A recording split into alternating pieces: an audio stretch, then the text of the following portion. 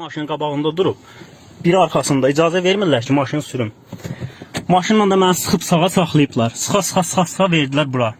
Xanım var, özü Saxlama səbəbim nədir? Bildimin olsun xanım. Qardaş, xanım mənim həyat yoldaşımdır.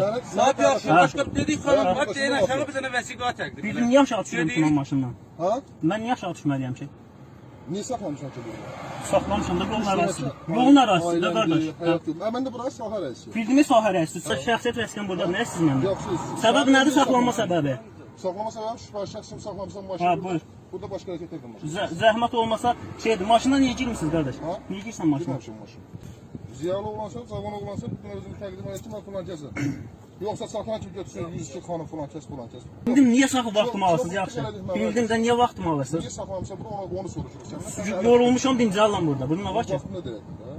Vaxtında demişəm də. Mən vaxtında deyirəm də. Yəni mən sizi mənə saxlayan momentdə mən 102-ni yığmışam. Araşdırılır. Araşdırılsın da, gedək araşdırılsın. Niye dayanmışsan? Çətin çəparımsan sən?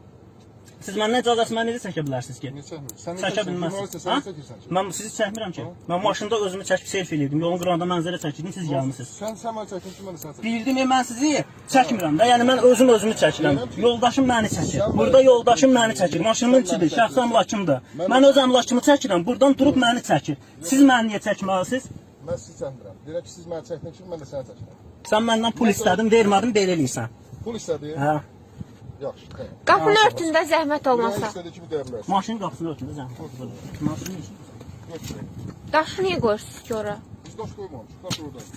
qoysan sonra deyirsən daşı niyə qoyursan? Daşı qoy bura deyib elə.